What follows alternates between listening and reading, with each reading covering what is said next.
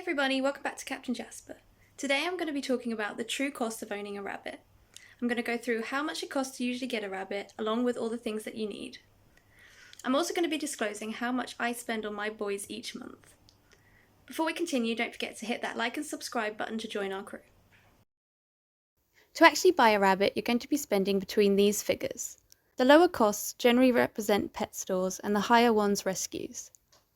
Most pet stores will sell the rabbits cheaper than rescues because they haven't neutered, spayed, microchipped or vaccinated the rabbit, all of which can be extremely costly. Rescues will often factor in the price of these procedures into the price of buying the rabbit, but often it is much cheaper than buying a rabbit from a pet shop for a cheaper price and then going and paying for all of these procedures to be done. Let's break it down. Say you were to buy a rabbit for £15 or $20 depending on your country. Then to get them neutered, you will have to pay between, for the UK, £80 and £100. The US, the average cost for a spay or neuter is $273. The cost to get a rabbit spayed or neutered varies greatly depending on the state or vet practice, but it can range between $75 to $600. And statistically it costs 20% more to get a female spayed than a male neutered. And this is true for most countries. This is due to the procedure being much more invasive. In Australia, you're going to be paying between $100 to $300 to get your rabbit spayed or neutered. You also usually have to pay a consultation fee on top of these prices, which usually starts at around £30 for the UK, $25 for the US, and $30 for Australia. It is also vital that you get your rabbit vaccinated each year. Bunnies can get their first vaccinations from as young as 5 weeks old to protect against things like myxomatosis and RHVD, and at 10 weeks old against RHVD2. I can't stress enough how important it is to get your bunnies vaccinated each year. It's life-saving. Some of these diseases are running rampant across the globe and causing fatalities to wild and domestic bunnies. Some countries and states don't allow some of these vaccines, especially the RHVD2, as it is a fairly new vaccine. But if you can, please get your rabbit vaccinated against all of these diseases. And many states have legalized it within the last year, so that is promising.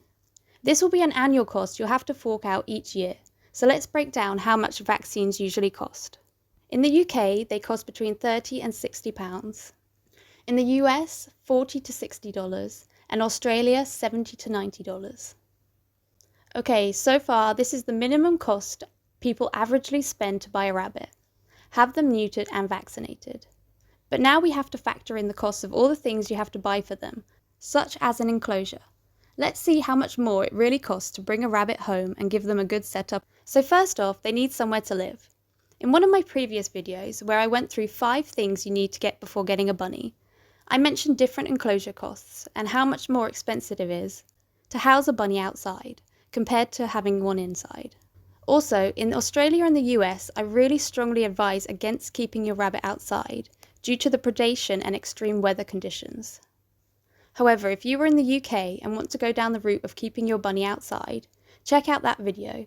It breaks down the differences between different suitable enclosures for outside and the prices they can range from. For now, I'll be focusing on the setup price of house bunnies and the cost of bunny proof.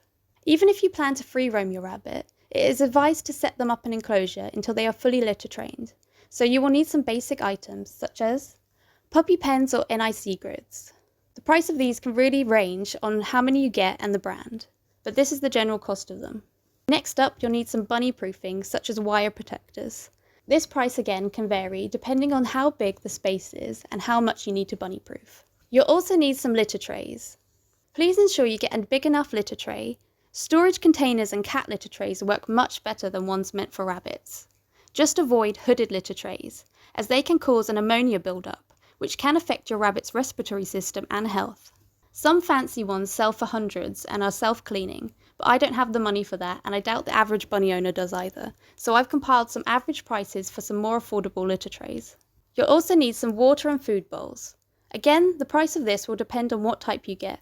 You can get standard cheaper food bowls from places like pound stores or Target to keep the price down, or you can get fancier ones with their names personalised on for a few extra dollars. Next up, it is essential to get them toys and enrichment, such as tunnels, hides, and puzzle feeders. This is a somewhat recurring charge, and can range greatly in price depending on what you get them. Some rabbit hides can be expensive but will last a lot longer than cheaper ones, so are more cost effective over their lifetime. Husbandry equipment such as nail clippers and hairbrushes. Hay. This is a recurring cost per week. If you buy in bulk and have somewhere to store the hay, you may be able to buy this each month and keep the cost down slightly. But I spend around £20 per month on hay for my boys. Food and treats. This again is another recurring cost. I spend between £20 to £30 per month on their treats and food. Fresh greens, which is another weekly cost. I spend around £7 to £14 each week on their greens. Averagely, I spend £47 per month on their food, hay and treats.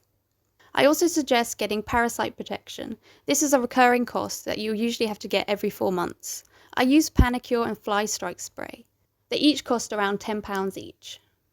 You can also get your rabbit microchipped, which is optional but highly recommended in case they escape or get lost. Then they have a higher chance of being returned to you. This is usually a smaller fee compared to the other procedures. So here is the minimum price that people averagely spend to buy a rabbit and set them up in their home.